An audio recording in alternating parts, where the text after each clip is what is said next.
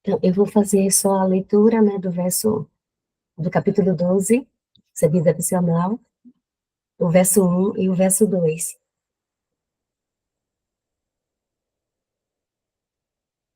O Namo Bhagavate Vasudevaya.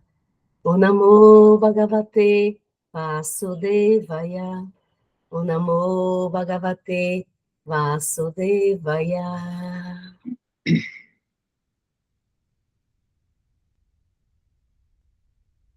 Verso 1. Tradução. Arjuna perguntou: quais são considerados os mais perfeitos, aqueles que sempre estão devidamente ocupados em seu serviço devocional, ou aqueles que adoram o Brahman pessoal, ou em manifesto? Vou repetir o verso. Arjuna perguntou: quais são considerados os mais perfeitos, aqueles que sempre estão devidamente ocupados em seu serviço devocional, ou aqueles que adoram o Brahman pessoal, o manifesto em Krishna? Verso 2, tradução. A Suprema Personalidade de Deus disse: aqueles que fixam suas mentes na minha forma pessoal e sempre se ocupam em me adorar com uma fé forte e transcendental, são considerados por mim como os mais perfeitos. Repetindo a tradução. A Suprema Personalidade de Deus disse: aqueles que fixam suas mentes na minha forma pessoal e sempre se ocupam em me adorar como uma fé forte e transcendental, são considerados por mim como os mais perfeitos. Hare Krishna.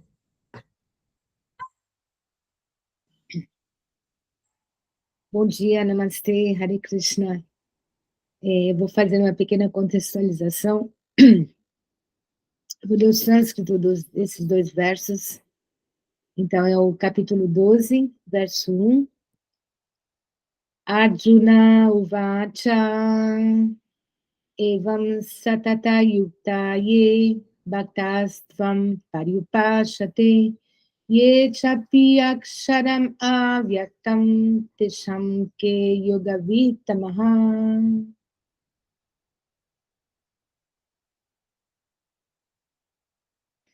Verso 2.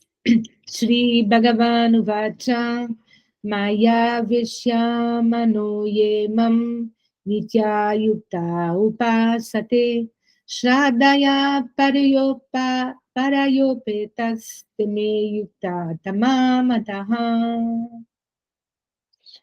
Om Gyana Timirandasya Gyananjana Shalakaya Chakshurun Militam Yena Tasmai Shri Gurave Namaha. Então, nós estamos começando esse capítulo 12, que é chamado de serviço devocional. Então, nesse capítulo, ele vai explicar a ciência do serviço devocional, ou como nós podemos chamá-lo de Bhakti Yoga. Bhakti quer dizer a devoção, ligar-se ao Supremo pelo amor, pela devoção. Então, esse serviço devocional é chamado de Bhakti Yoga. Então, Arjuna, ele quer saber qual é o mais perfeito, se aqueles que sempre estão ocupados no serviço devocional a Krishna, né, ao Supremo, ou aqueles que adoram o Brahman impessoal ou em manifesto. Então, na Bhagavad Gita, o que é maravilhoso desse livro, se pode dizer que a Bhagavad Gita é uma ciência completa do yoga, porque vocês acompanharam, ou se vocês lerem cada capítulo, toda a ciência do yoga ela está explicada, cada tipo de yoga diferente, e tem basicamente nos Vedas, tem duas correntes, aqueles que querem se dedicar a contemplar, meditar na forma impessoal do Supremo, e aqueles que querem concentrar toda a sua energia na forma pessoal, vendo o Supremo como uma pessoa, Krishna ou Vishnu.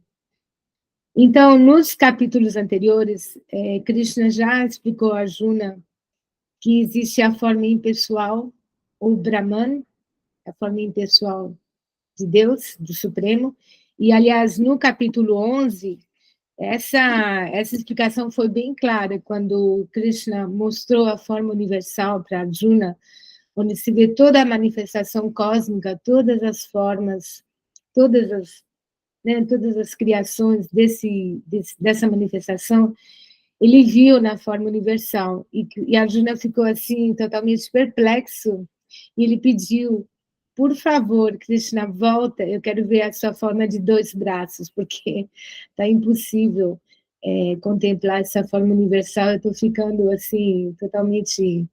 Ele não falou, né, mas quase que ele desmaiava. Então, assim, a forma impessoal, ela é válida, ela existe, porque é toda manifestação externa de Deus, né, do Supremo, e é como se fosse, por exemplo, você, nós, cada um de nós temos uma aura, né? Para quem já faz trabalhos com reiki, com pranayamas, energia, tudo isso, todo mundo sabe que nós temos uma aura, né, que em volta de nós. Tanto é que os santos, os grandes, sobretudo na religião católica, se faz aquelas imagens dos santos com uma aura, né? Então, essa manifestação impessoal é porque se vê Deus em tudo, né? Não se vê assim uma forma precisa do Supremo. Então, ela está presente nas árvores, nas montanhas, nos rios, nos minerais, na natureza, em tudo. E é como se fosse a aura do divino, de Deus, né? E como nós somos uma pessoa, né? Então, já foi explicado nos outros capítulos que o Supremo também é uma pessoa. E a necessidade da alma, nós, né, como centelhas divinas, imagina que nós, nesse mundo, nessa vida, nós estamos o tempo todo ativas, criando, fazendo coisas, né? Você vê todas as criações que existem, olha aqui o internet, onde a gente está tendo essa oportunidade maravilhosa, né, de fazer a sala dos mantras, os telefones, os aviões, tudo. Olha a criação dos seres. Então, como é possível que, quando nós abandonamos o corpo, nós ficamos assim, sem atividade, sabe, sem fazer nada, só se fundindo numa luz e assim ficando para sempre nessa, assim dizendo, num êxtase contínuo.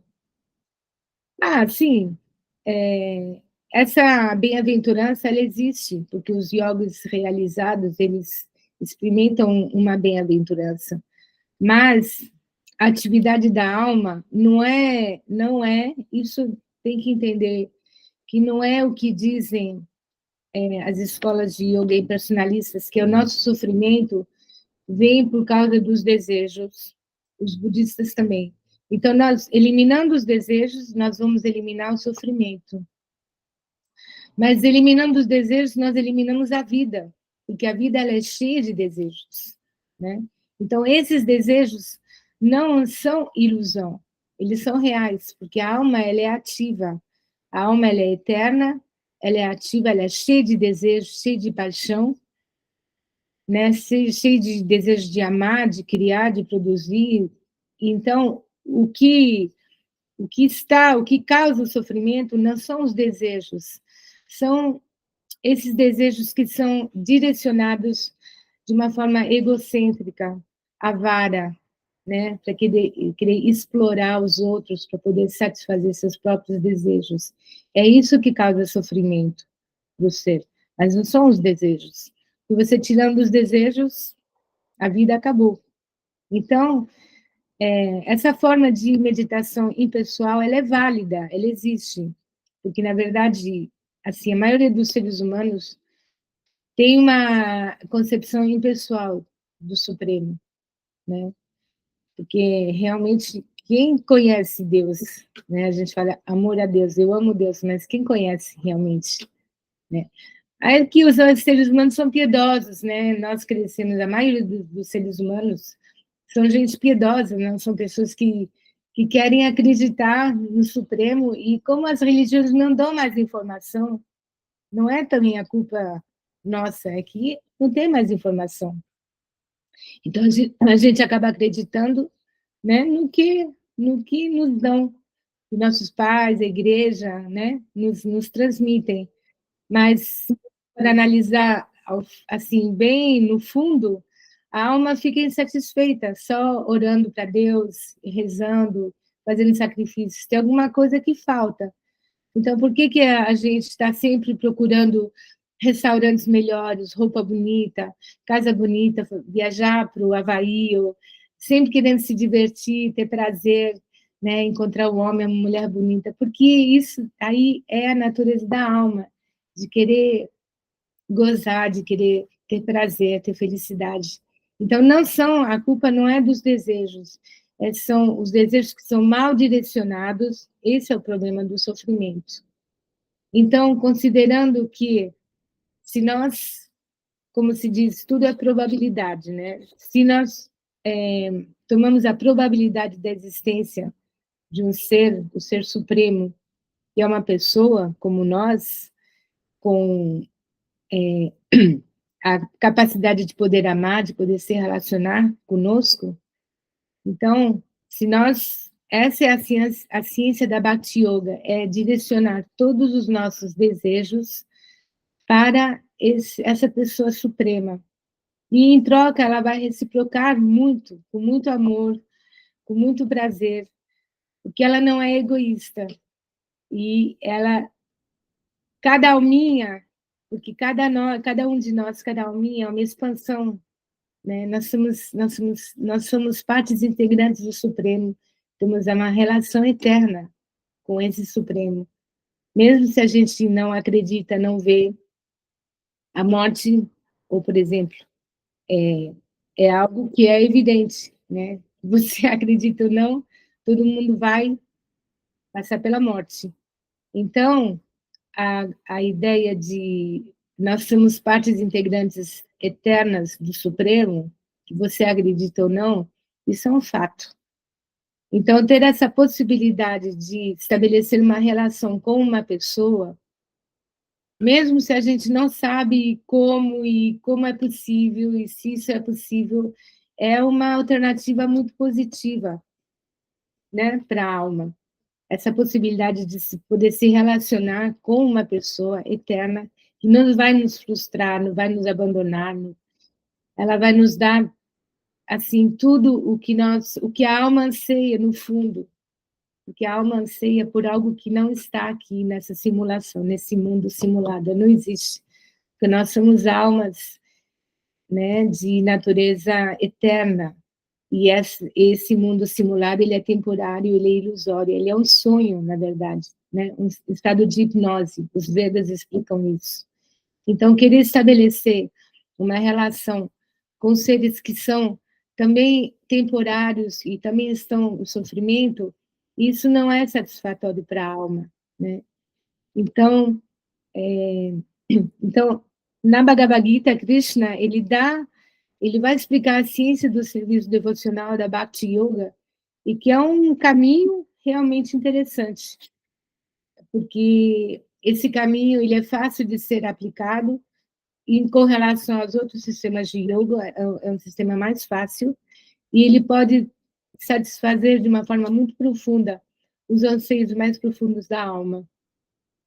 E como nós somos almas, atmas, não tem condições de satisfazer a alma profundamente nessa simulação. A gente se satisfaz, né? Indo num restaurante, tendo filhos, tendo uma casa bonita, mas para num ponto. A gente não pode nutrir profundamente os anseios mais profundos da alma. E isso a Bhakti Yoga ela traz essa possibilidade para quem quer explorar. É um caminho, né? A gente é livre para escolher o caminho que quiser. Esse é um caminho disponível, que Krishna vai agora explicar no capítulo 12, tá bom? Eu vou parar por aqui, gente. Muito obrigada pela atenção e tenham um excelente fim de sadhana, um excelente dia. Hare Krishna.